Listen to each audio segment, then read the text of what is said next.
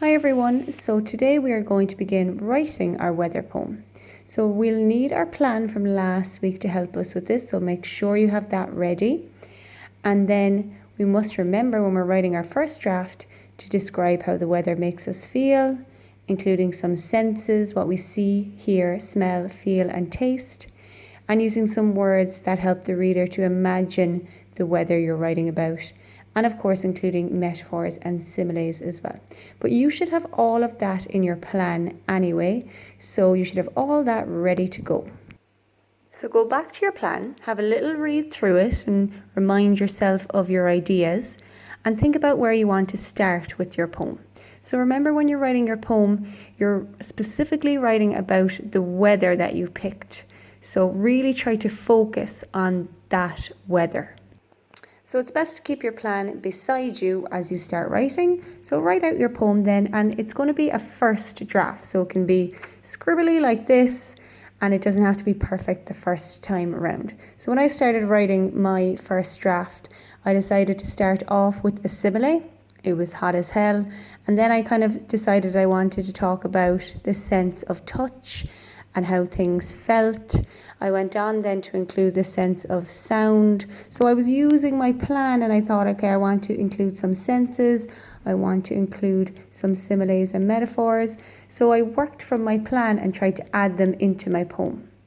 Then I made some mistakes. I scribbled them out and that's fine.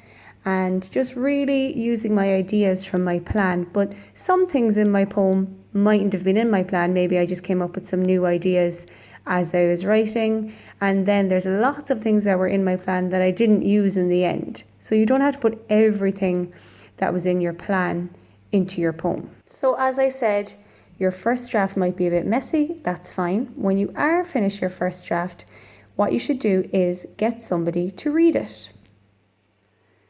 So ask them, does it sound good? Does it make sense?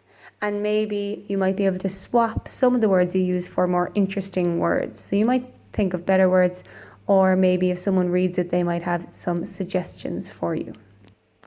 So when you've looked over that and all your ideas are ready, you can write your final draft of your poem then and put it all together. So I've written my poem using my plan from last week. And my plan, remember, was about the sun. So I've just called my poem The Sun. I'm going to read it for you now. And you might be able to take some ideas from my poem, but I'm sure you have much, much better ideas than I did. And I know from reading your plans from last week, you had some really, really good ideas. So, the sun. It was hot as hell. My feet burned as they touched the sandy ground beneath.